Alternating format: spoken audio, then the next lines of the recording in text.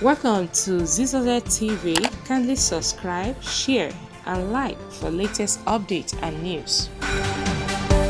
America tó sọ pa wá ò lè dé. Ẹ wá wo America tó sọ pa wá ò lè dé o. Àmbẹ̀ l'America tó sọ pa wá ò lè dé o. America tó sọ pa wá ò lè dé o. Làwọlé ládé la tún sọ bẹ̀dílé. America tó sọ pa wá ò lè dé o. Ẹ̀dá mara ẹ̀dá pín ẹ̀sùn kò dá. Ẹ̀dá mara ẹ̀dá pín ẹ̀sùn kò dá. Má ní lọ́kàn láyé ó pé tẹ̀ nìkan tán. Ẹ̀dá mara ẹ̀dá pín ẹ̀sùn kò dá. Ọ̀rẹ́ mi má rò pín sáyé má jẹ́ kó rò ẹ̀gbìn. Má ṣe rẹ̀wẹ̀sì má jẹ́ kó fẹ́ tì kún fún ẹ.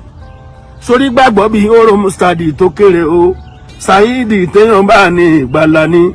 Hello guys, how you doing today? Yes, I go by the name Lollipop and I've got to give you an update about King Dr. Saheed Osupa live concert in Maryland, Washington DC, USA. Yes, and he has message of hope for you, so you can watch the video and see what I'm talking about.